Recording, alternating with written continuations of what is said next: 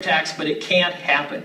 It takes 218 votes in the House, 51 votes in the Senate, and one president who can lead on that issue, and then it's done. You know, I think that's an important point to make because I hear the same thing. Well, we'll never be able to get it done. We've seen some crazy things get done. This isn't crazy. This actually makes sense.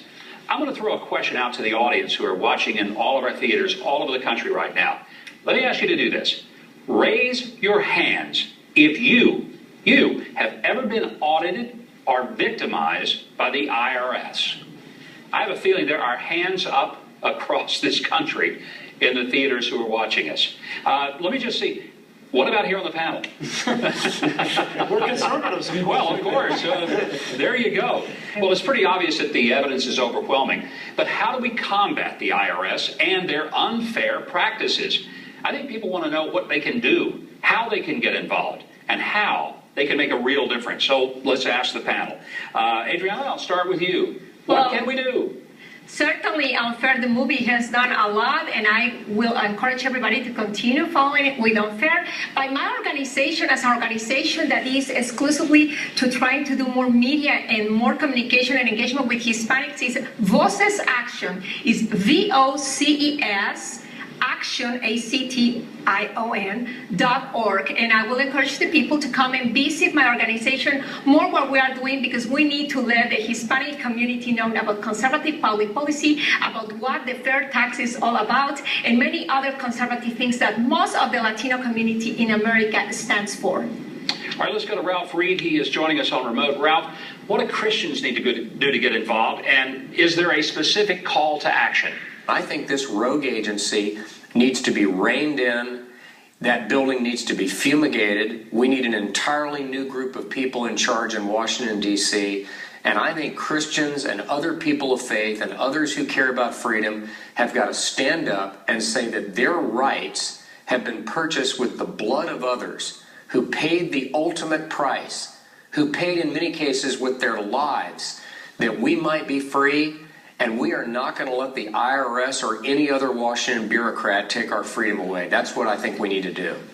Alan, I'd like to get your insights on how do we go from here? What's the next step? Well, I think one of the key things, first of all, is to make sure that people are called to account for the abuses that have occurred. I think putting pressure on folks, your representatives in Congress and the United States Senate, to make sure that this is thoroughly investigated and that there's a price to pay for having abused citizens in this way. I think that it's also important to understand the interconnection between the issue of the fair tax and other issues. A lot of people are up in arms, as they well should be, about the abuses that have occurred in terms of Obamacare and the constraints on conscience. What they need to realize is that those constraints are inherent to the income tax. You can't hand over to your government a decision about how much of your money they're going to take without, in principle, giving them control of every last dollar that you earn. And then they're going to look at you and say, you use it our way.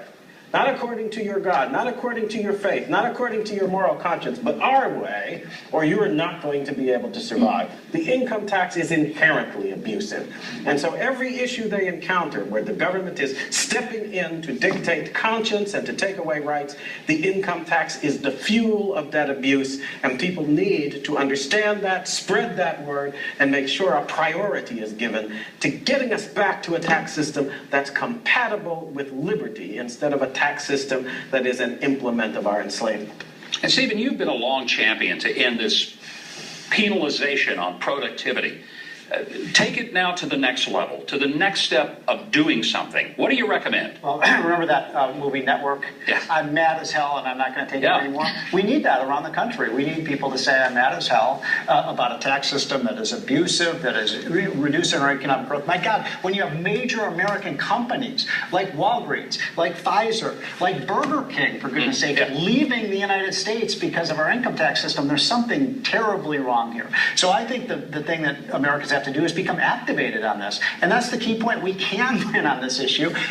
When you see the abuses of the IRS, it's the fuse that is going to light a political movement that is going to change America. And we're going to see so much growth, so many jobs in this economy, it's going to be electrifying. You know, and I think one of the things we'd all agree on is that if you hold members of Congress' feet to the fire on this, if they're if they're convinced that the vast majority of their constituents will vote them out of office if they don't vote for the fair tax, I've watched congressmen change their positions very quickly when they thought they were going to lose their career over it. All right, Stephen, we talked about a lot of these abuses, but let's get specific. What do you think are the most egregious ways in which the federal government, by way of the IRS, is trampling over the rights of citizens? So what's terrifying to me about this movie, what happened to these people who were abused by the IRS, Governor, that could happen to any of us. Yeah. I mean, they could happen to any person in the theaters. We are all victimized by this. And if you think about Washington being too powerful, which I think all people agree with, the epicenter of the power structure in Washington, it derives almost all its power from the IRS. You defang the IRS, you're taking a lot of power away from Washington. You really are. Alan, you spoke to the fact that we're losing liberties when the IRS has this much insight into us. How does this relate to the bigger question of our civil liberties, the constitutional provisions that are supposed to protect citizens from having the government just walk all over us? Well, if you look at things like freedom of speech, for example, it has been a fundamental premise of the constitutional understanding of that right, that the government should not be allowed to do things that will have a chilling effect on the citizens' exercise of that liberty.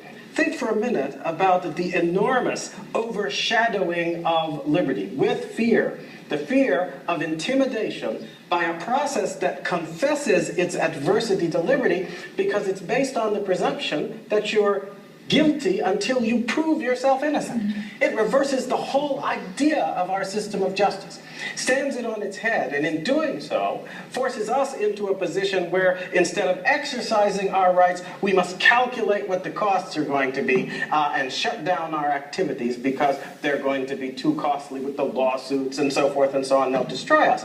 That also inhibits the ability of organizations that are essential to the exercise of our most fundamental liberty, political mobilization, which is what allows the Constitution to survive because it forces those who get elected into a due dependence, that's what the founders called it, on the will of the people. You destroy the ability of people to mobilize in that way, and you have struck a blow at the very heart of self-government in the practical sense. And I think that the IRS has become a focus of attention because pretty much everywhere, everybody who's gotten involved in politics has been subject to this intimidation, which extends now and is extending all the way into areas that were once literally sacrosanct. What people can say in the pulpit, what they can teach as the fundamental premises of their religious beliefs. All these things are now being threatened in an unprecedented way using what? Using the tool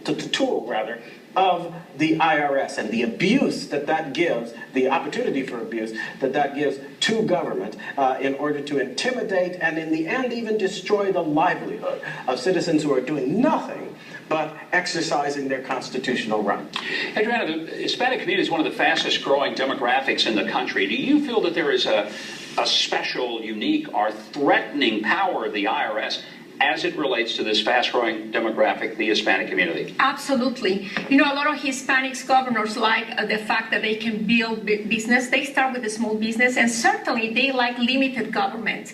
And most of them are trying to make their ends meet and continue to doing their dream, but the IRS came in the way. I think it's very important that every American is conscious about what is happening in America, about this great abuse, and every single community need to share about why this is wrong, why there are other options, and why we need to educate. Certainly, most of the Hispanic community are for not having this IRS intervening in our lives, and that we can have a fair tax, that we can have a life, that we can keep most of the money that we earn.